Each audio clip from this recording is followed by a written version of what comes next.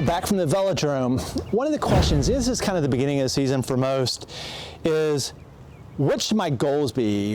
How should I go about doing this? How do I create goals? Okay, one of the worst things that someone can possibly do is say, this race is my goal. Why is that? Well, you don't know what's going to happen. There's a lot of things that you cannot control. Goals should always be something that you can control. A race you can't. You don't know who's going to show up. You don't know if COVID or, there's all kinds of reasons why saying a race is my goal is just setting yourself up for failure. However, the first thing we talk about is our aim. So the aim is something that's kind of big and squishy.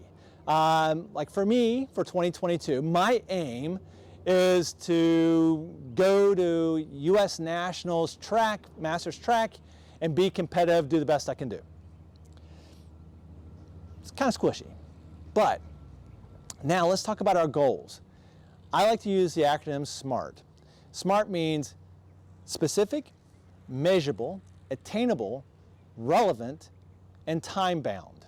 All right, why is that? Well, if it's specific, then we know exactly what we're trying to achieve. If it's measurable, then we have a means of measuring it outside of it just being a subjective measurement. Coach, I killed it. Attainable. For me at 55 years old, saying that I want to go to the Olympics, that's not an obtainable goal. So that's not something I should strive for. Relevant. How does it tie to my aim? Is it something that's going to directly support my aim?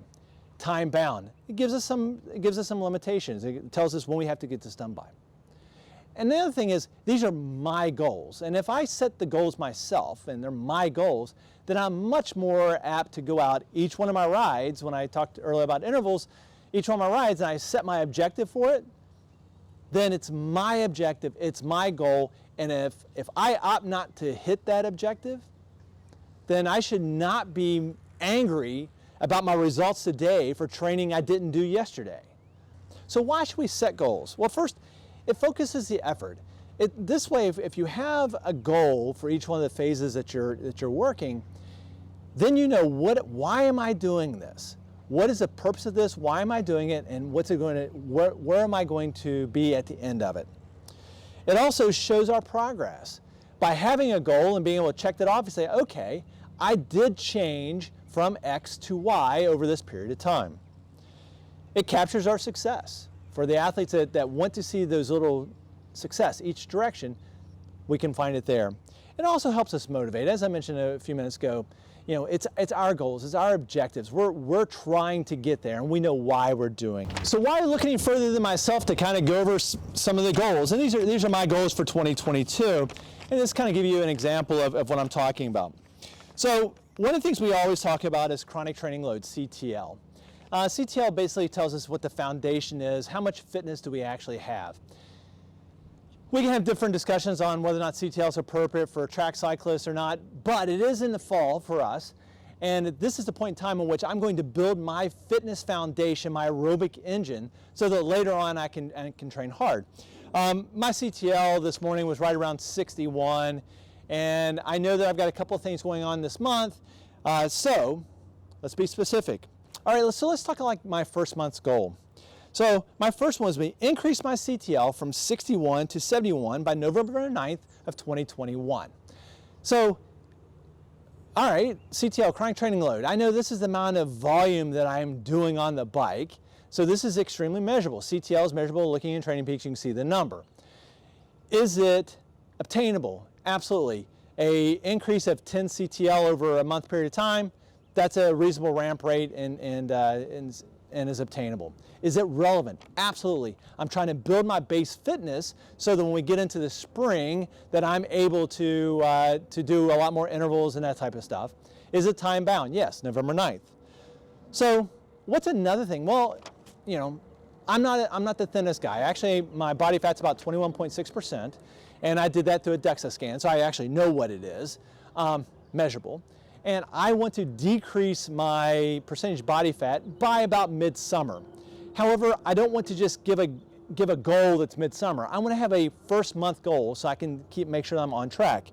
So decrease my percentage body fat from 21.6% to 20% by November 9th. Okay, so once again, we're only talking first month, and that's a change of 1.6%. It's measurable, because I can get another DEXA scan. It's the whole goal is specific. It's measurable. Is it attainable? Yes. A change in my percentage body fat by 1.9 over a month? Yes, very obtainable.